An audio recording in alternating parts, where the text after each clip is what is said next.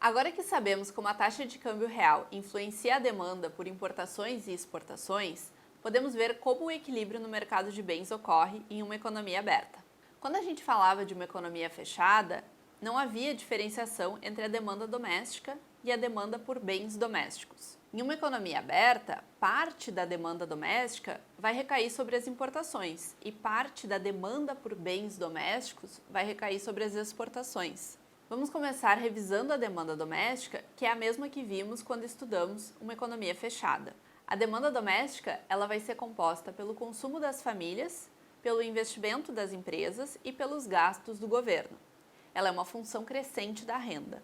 Só que agora, parte da demanda doméstica vai recair sobre produtos estrangeiros, que são as importações. Assim como o consumo, a demanda por importações vai depender da renda doméstica. Mas além disso, ela vai depender também da taxa de câmbio real. Como a gente viu anteriormente, quanto mais apreciada a taxa de câmbio real, mais caros são os bens domésticos em relação aos bens estrangeiros e maiores serão as importações. Para seguir a anotação do livro, aqui a apreciação ela vai ser representada por um aumento da taxa de câmbio real. Mas lembre que quando a gente usar a notação que estamos acostumados a ver no Brasil, uma apreciação é uma redução da taxa de câmbio, por exemplo, de 4 para 3,80.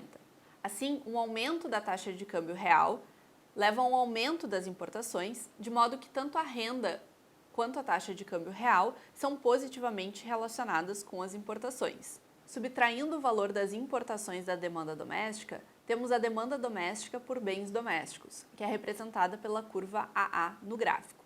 AA vai ser menos inclinada do que DD, porque na medida em que a renda aumenta, parte dessa renda vai recair sobre os bens estrangeiros ao invés dos bens domésticos. Agora, acrescentamos as exportações, que são a parte da demanda estrangeira que recai sobre os bens domésticos, representada pela curva ZZ no gráfico. As exportações dependem da renda estrangeira e da taxa de câmbio real. Ao contrário das importações, as exportações elas estão negativamente relacionadas com a taxa de câmbio real, porque na medida em que o câmbio aprecia, os bens domésticos eles ficam mais caros com relação aos bens estrangeiros e a demanda por bens domésticos diminui, ou seja, as exportações diminuem. As exportações elas vão estar positivamente relacionadas com a renda estrangeira, da mesma maneira que as importações estão positivamente relacionadas com a renda nacional. A distância entre AA e ZZ corresponde às exportações. Como as exportações não dependem da renda doméstica, as duas retas vão ser paralelas. Com isso, a gente consegue descrever o comportamento da balança comercial ou das exportações líquidas, representadas por NX, como uma função do produto.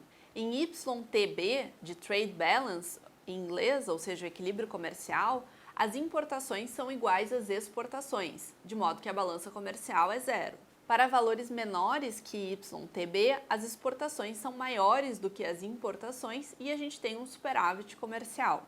Para valores maiores do que YTB, as importações são maiores do que as exportações e a gente tem um déficit comercial. O motivo a gente viu anteriormente. Tudo mais constante, quando a renda aumenta, as importações aumentam e as exportações não. Então agora o mercado de bens vai estar em equilíbrio quando o produto doméstico for igual à demanda por bens domésticos.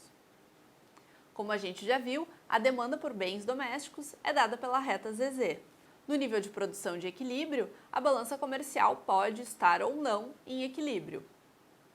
No exemplo do livro, por exemplo, o produto de equilíbrio está associado a um déficit comercial. Agora que incluímos as importações e as exportações para determinar a demanda por bens domésticos, vamos ver como mudanças na demanda doméstica ou na demanda estrangeira afetam o produto de uma economia aberta. Como a gente vai ver, a lógica é muito parecida com o que vimos no módulo sobre o mercado de bens.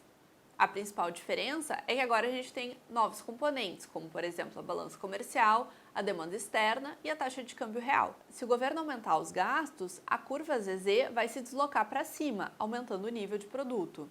Como sabemos, o maior nível do produto vai estar relacionado ao maior déficit comercial, porque vai aumentar o nível das importações. Aqui cabe notar ainda que também tem uma diferença com relação ao efeito multiplicador, que vai ser menor em economias abertas do que em economias fechadas. Isso acontece porque parte do aumento da renda vai ser direcionado para o exterior. Agora suponha que ocorra um aumento no produto estrangeiro, ou seja, que Y estrela aumente. O aumento da renda estrangeira ele vai aumentar as exportações domésticas, deslocando a curva de ZZ para ZZ'.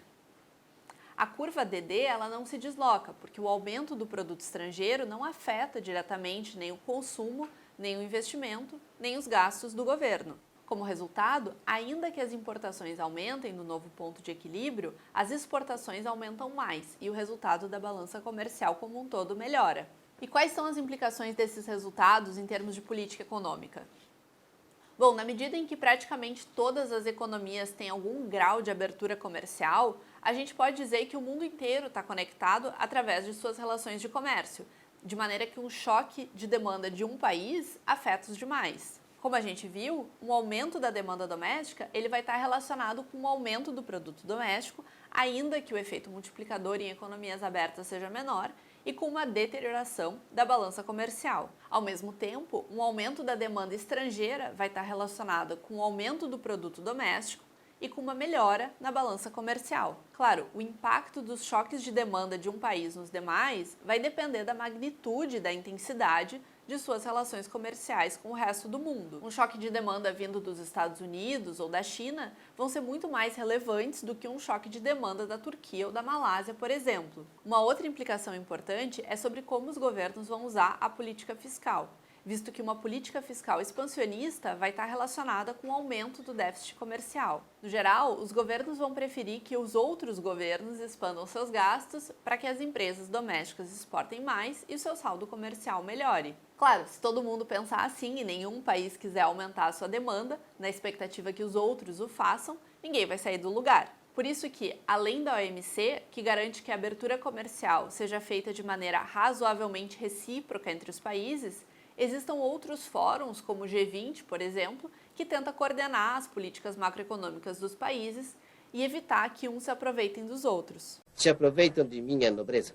Um outro problema de cooperação internacional vai estar relacionado com as desvalorizações competitivas da taxa de câmbio, que tem um efeito parecido com o aumento da renda estrangeira. Supondo que os preços sejam rígidos, uma desvalorização da taxa de câmbio nominal leva a uma desvalorização da taxa de câmbio real, de modo que os bens domésticos ficam mais baratos com relação aos bens estrangeiros. Como resultado, existe um deslocamento tanto da demanda doméstica quanto da demanda estrangeira para os bens domésticos, levando ao aumento no produto doméstico e do saldo da balança comercial. Mas se um país desvaloriza sua moeda, isso significa que a moeda de outro país está sendo valorizada, de modo que todas as moedas elas não podem ser desvalorizadas ao mesmo tempo. Ou seja, se todos os países tentarem desvalorizar suas moedas para tentar sair de uma recessão mundial, por exemplo, isso não vai funcionar, porque o câmbio é sempre um preço relativo. Além disso, é importante a gente saber que mesmo que as apreciações cambiais estejam relacionadas com uma piora da balança comercial